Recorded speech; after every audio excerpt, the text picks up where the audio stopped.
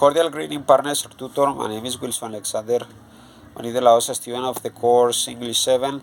Now I'm going to answer the questions of the task 1. So let's start. Purpose of the course: strengthen foreign language, linguistic, sociolinguist, and pragmatic competences through the accomplishment of oral production tasks in given sets of real-time interaction to communicate and discuss effectively about complex issues.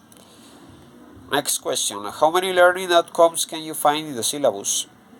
Well, there are 4 outcomes there. Next question is: what are synchronic interaction activities? These are spaces that allow interaction between participants.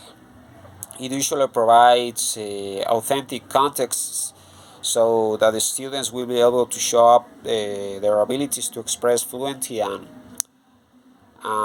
spontaneously about diverse academic and cultural topics, to defend their point of view as well regarding a controversial issue, to be trained in the listening and speaking parts of international tests, and to present a speech through a web conference system.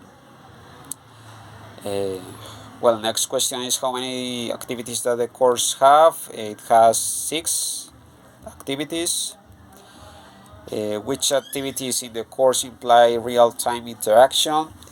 That's the task number 2, which is partaking in 8 weekly mandatory encounters.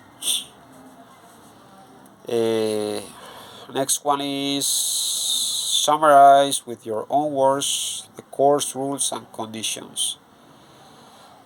I consider the course rules and conditions are accurate because it relates what the learners must be able to carry out during the academic period, also what the tutors and directors should guarantee about learning process. Well, next one is about institutional email, which I have and it's working. Have you got an English language level certification? If not, what do you consider your level is at present? Well, certainly I have a language certification on level B2. I consider that's my level nowadays. Yeah. How do you get the level you have now? It makes part of step number 2. This question. Well, when I graduated from high school, I did 2 English courses, because my level in that time was too low. I didn't know too much English, so I wanted to know, and I started to study. Then I started my career at UNAT, and I always have been studying by my own, empirically. So that's been my method.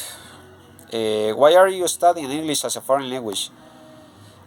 Because it's the main language that connects you to the world. So I decided to study in order to have better possibilities in my environment, my profession, or my jobs.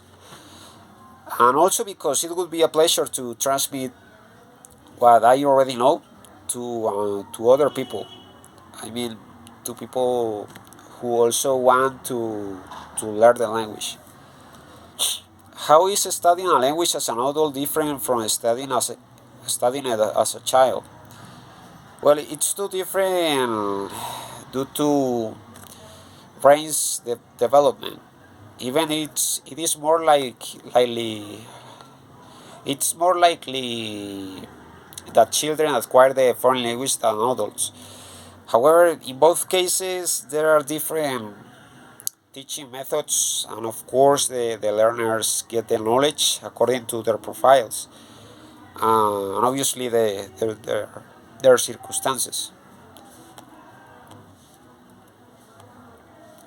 Next question is: how long should you study a foreign language? it is always necessary to keep studying a foreign language, or at least to apply it constantly in any context. Because if not, you might forget considerable aspects. Next question is how can you make language learning a part of your life in the future? Actually, I would say that it makes part of my life nowadays, but this requires persistence. I mean, you must get familiar with the language, exploring its culture, interacting with natives, appropriating vocabulary, so it will make part of your actions, expressions, thoughts, and therefore it will make part of your identity. And the last one is how can you organize lifelong language learning? Firstly, I suggest to understand our learning our learning our learning way, included the rhythms. We should we should not expect to be perfect or have the best fluency. It's more like it's more about to keep interacting and live the language properly. Then it can be said that it will stay naturally. Okay, that's it. Thanks for your attention and bye.